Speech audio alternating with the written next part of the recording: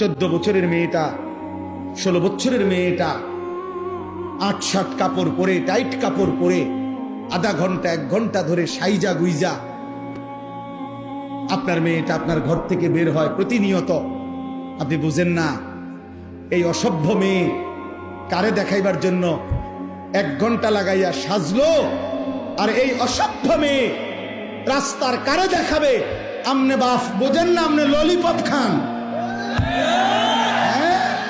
আমনে বইয়া সিরা সাবান, আমনে সিরা সাবান, আপনি বুঝেন না।